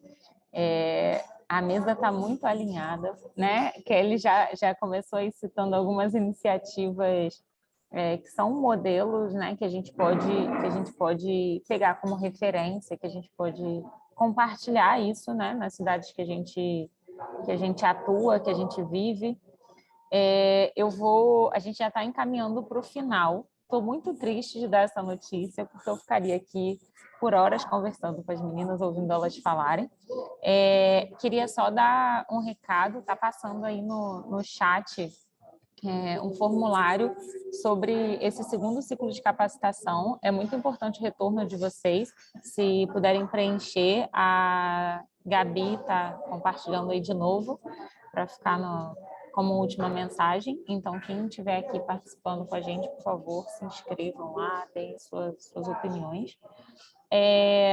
Como a gente está encaminhando para o final, eu vou pedir para as meninas já fazerem uma fala final depois dessa resposta, né? E aí podem responder, compartilhar o que pensam e já fazer uma fala final para a gente encerrar. Vou pedir para que as pessoas não saiam, ainda tem muita coisa para a gente fechar esse ciclo, né? Essa mesa, não sei se assim, acabou que foi naturalmente seguindo por esse caminho, mas a gente falou dos desafios lá no início, como que é difícil coletar dados e trabalhar com planejamento urbano da mobilidade nos municípios brasileiros. Depois a gente passou um pouquinho sobre a importância da academia e das parcerias dentro desse processo. A gente também falou sobre os desafios no compartilhamento de dados, né? Teve fala sobre LGPD, teve fala sobre Política Nacional de Mobilidade.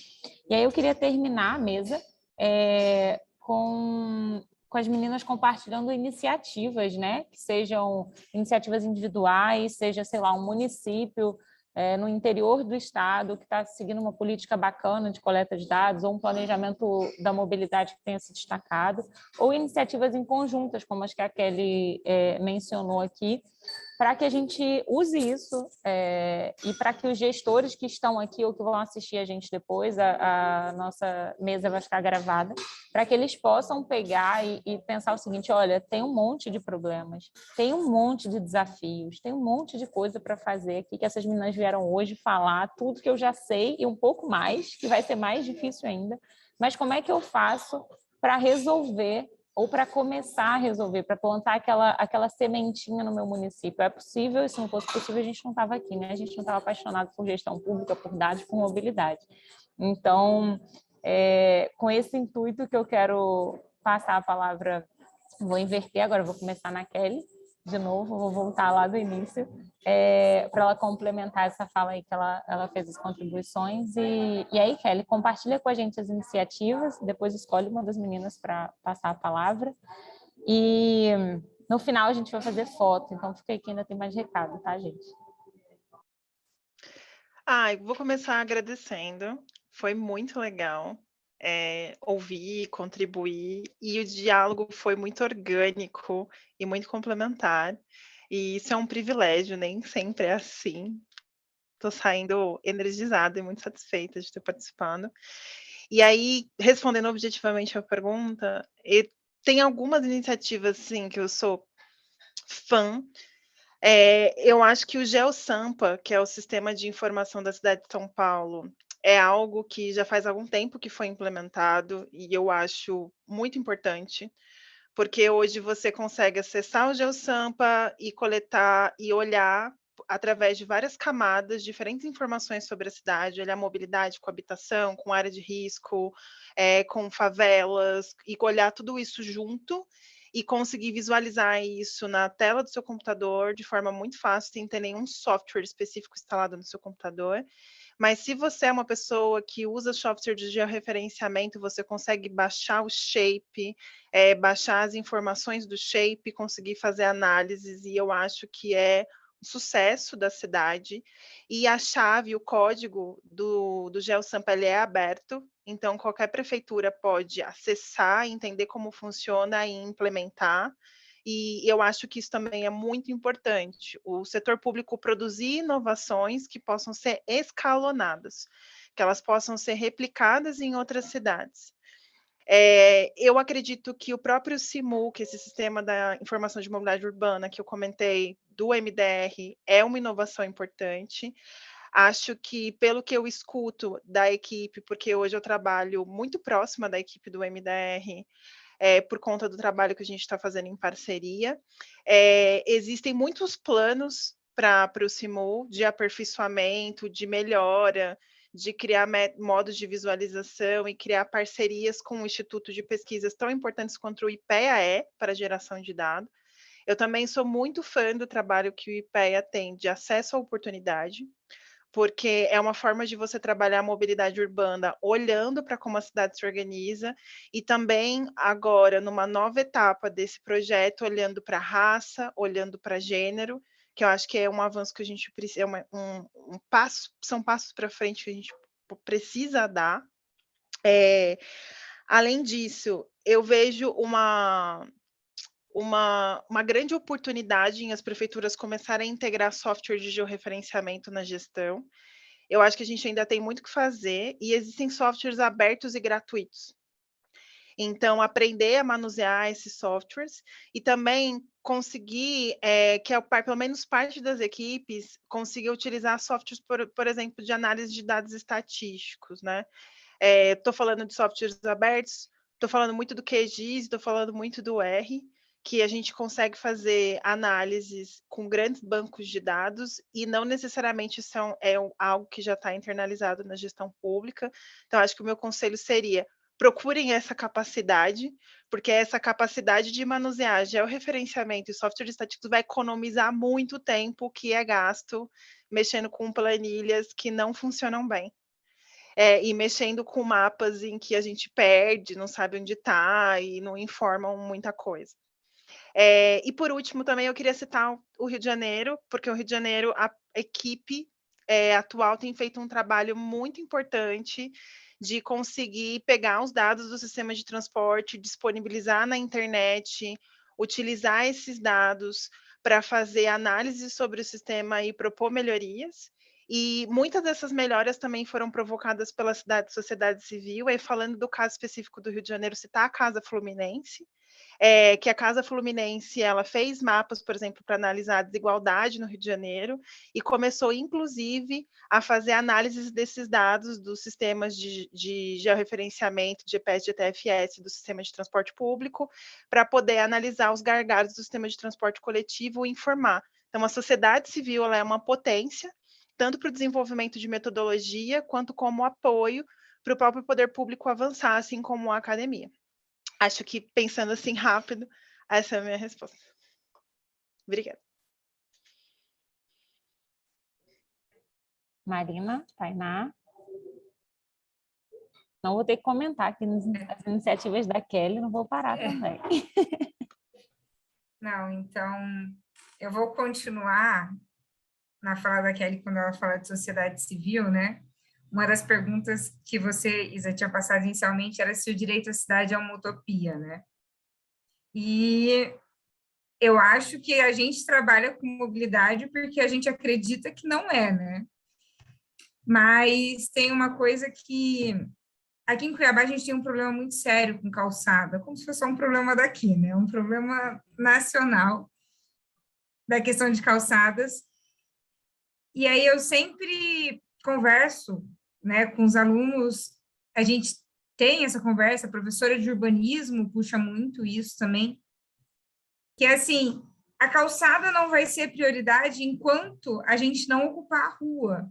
Aqui, por ser uma cidade quente, nesse momento estamos a 30 graus, às 7h30 da noite, existe essa coisa, é muito quente, não dá para andar, mas se a gente não ocupar, se a gente não mostrar a necessidade de andar, nada vai ser mudado, né? E aí vem nessa parte que a Kelly fala de sociedade civil organizada, né? Estando na prefeitura, eu vi muitas mudanças sendo implementadas a partir de provocações. O pessoal que treina ciclismo, por exemplo, foi a partir de provocações deles que o Rio começou a ter uma área apropriada para treinamento de ciclista, que fecha a rua durante o horário que eles treinavam, de madrugada, fecha a rua completamente para eles treinarem, sabe? Então, existem várias... A maior parte das iniciativas vem de uma provocação da sociedade civil organizada, né? Eu acho que em relação à questão de dados, a Kelly citou a maioria que eu pensei, eu vou falar de mais dois que são muito específicos. Um que me ajudou muito aí na minha tese de doutorado, que foi o Data Rio, porque eu tratei sobre questão de incidentes de trânsito, mas também mostrando um pouco do impacto social, de emissão, e ter os dados do Rio georreferenciados foi essencial para eu entender a dimensão daquilo que eu estava falando. E o segundo, aí puxando o lado de quem ficou ali há algum tempo, é o PIT, que a atual prefeitura ela está disponibilizando informações de tráfego. É um sistema que está sendo todo produzido dentro da prefeitura e que a ideia é disponibilizar cada vez mais informações de tráfego. Então, aos poucos que eles vão conseguindo tratar, eles vão trazendo esses dados. Ainda está num estágio inicial, mas a gente vai vendo a evolução do PIT da Sete Rio e é muito legal você ver essa disponibilização. Eu acho que é uma tendência, né, que a gente não tem como fugir. Perfeito, obrigada, Marina. Antes de passar para a Tainá, eu vou ter que fazer um comentário. Você falou de calçadas, tem uma iniciativa muito bacana, a pergunta nem era para mim, mas eu vou ter que compartilhar, que a Firjan tem, o programa Calçadas Acessíveis. Eles apoiam os municípios na elaboração de manuais ou de diretrizes relacionadas à calçada. Então, assim, é um programa que a Firjan presta uma consultoria técnica, um apoio técnico. Pelo menos no estado do Rio funciona bem, conheço alguns municípios que fazem. Quando eu atuei no município, a gente usou muito desse recurso. Então, acho que fica mais uma dica aí em relação à acessibilidade para os gestores. Tainá, vamos lá?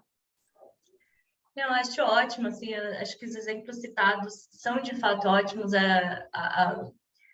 Acho que São Paulo é referência, já tem uma política nacional de dados, uma política de dados abertos há muito tempo. Curitiba também tem uma política de dados abertos, com uma estratégia municipal de dados abertos, mas o Belo Horizonte tem um plano de dados abertos da gestão municipal e que mobilidade entra com isso, né? Os dados de transporte estão dentro dessa estratégia, então é importante os municípios pensarem nessa estratégia como um todo, né? E não abrirem aqui ou publicarem ali, mas pensarem como, de fato, tornar a gestão pública mais aberta e mais permeável, né, a esses diferentes atores que pensam mobilidade, né? Se a gente pensar aqui no direito à cidade, que é o foco de hoje, direito à cidade não é apenas o acesso à cidade, né? Na perspectiva lefebvriana, é o direito também de planejar, de construir a cidade, de estar junto no debate público, né? Então, acho que isso que é importante estimular.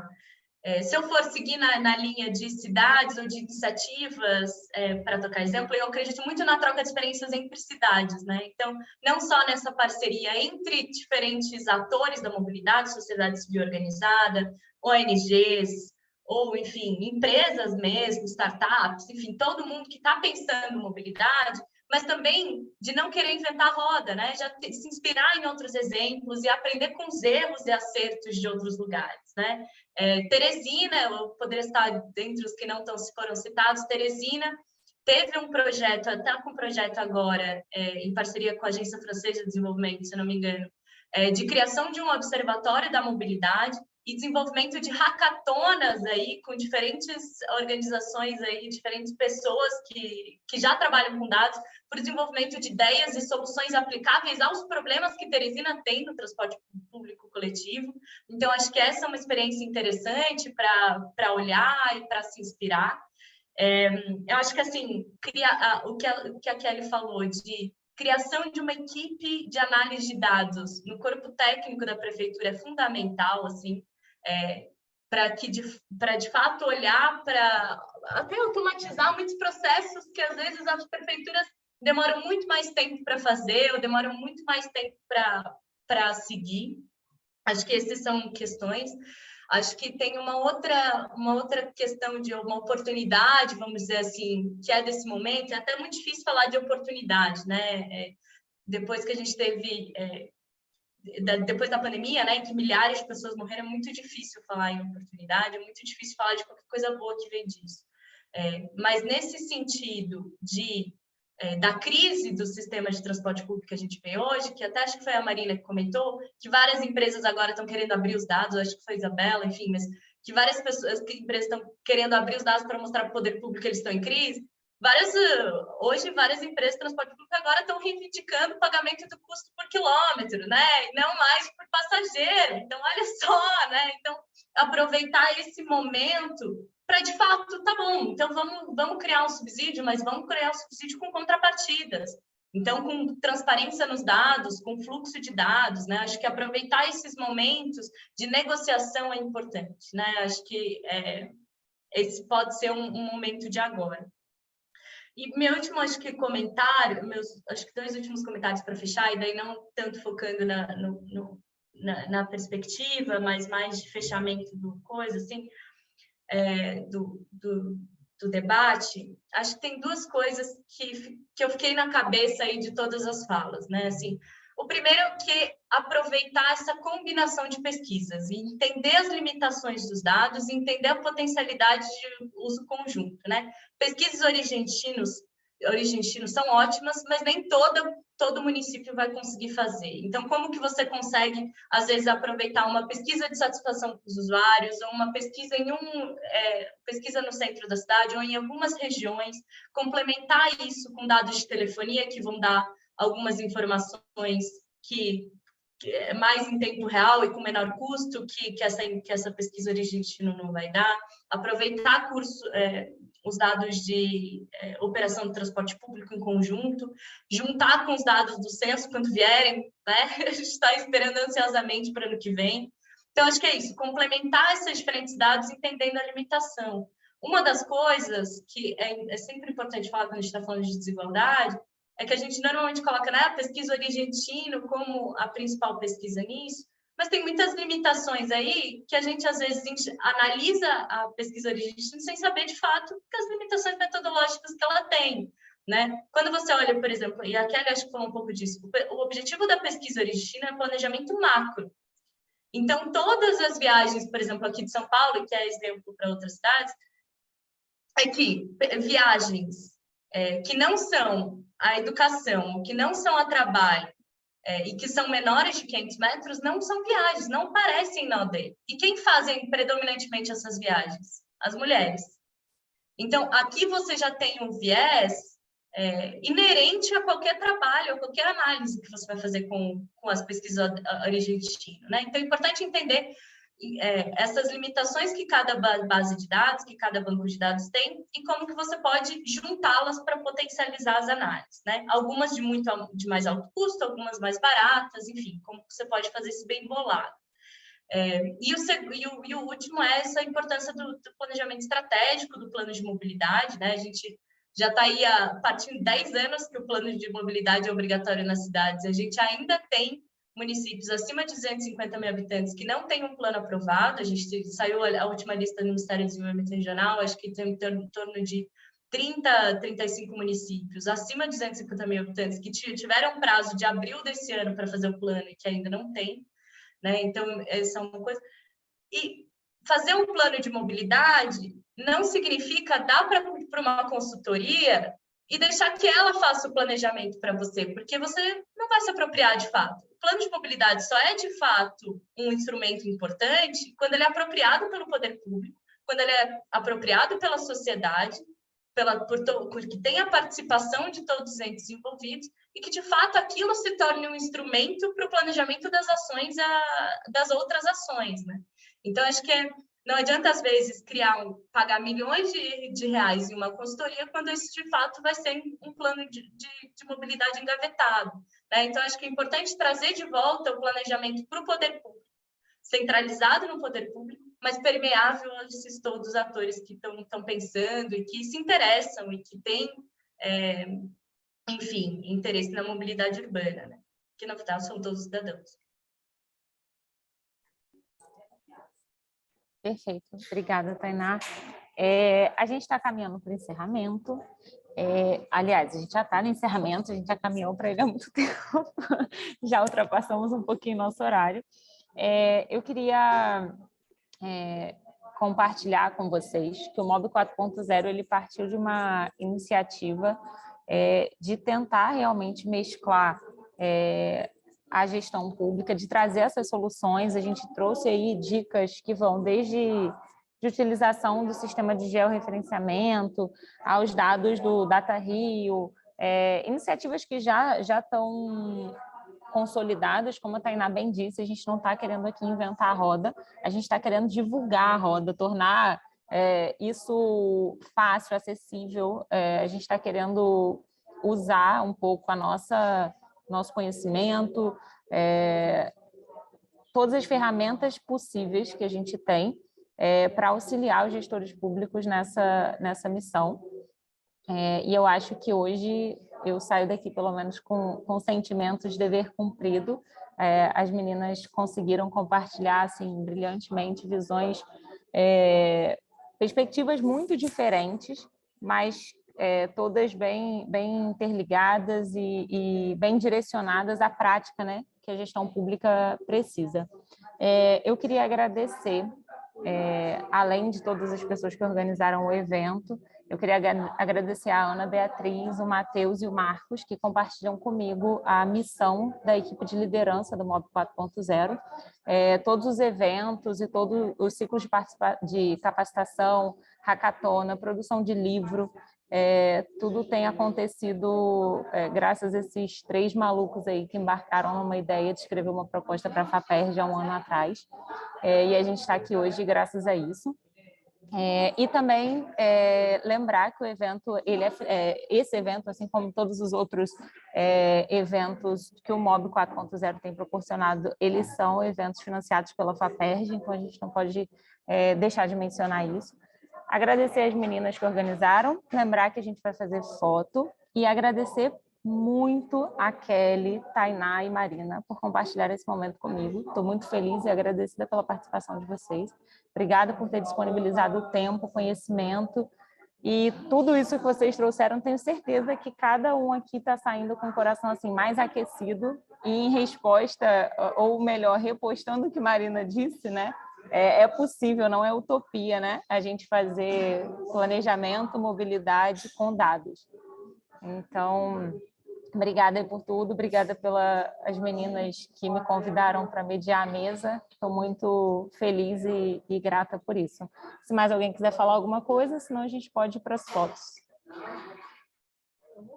Vou passar a palavra para o Kéricles depois de mim, que ele vai encerrar aí e lembrar a gente dos avisos finais, né? Os avisos paroquiais. Eu gostaria de parabenizar a Kelly, a Marina, a Tainá e a Isabela. Acho que falar o quanto essa mesa redonda ela foi incrível e o quanto foi maravilhoso ouvir vocês falarem sobre mobilidade e direito à cidade.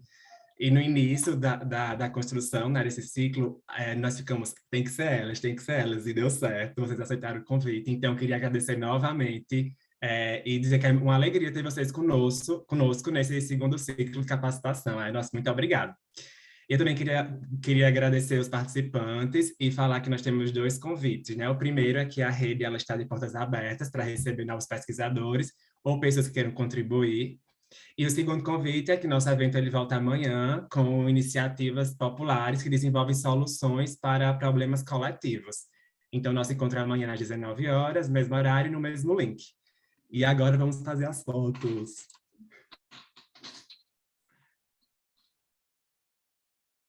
A gente pede, por favor, quem puder ligar as câmeras aí rapidinho, só para a gente tirar uma foto aí, para postar nas redes.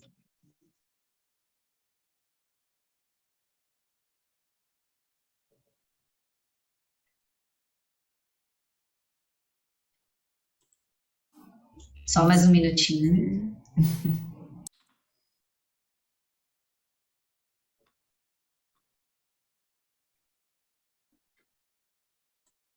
Foi, gente. Acho que é isso, né? Obrigada, Kéricles, quer gente. encerrar? Acho que foi isso, deu certo. Muito obrigado, pessoal. Obrigada, pessoal. Até gente. amanhã. Obrigada, pessoal. Boa Obrigada. noite. Obrigada, gente. Abraço. Tchau, até a próxima.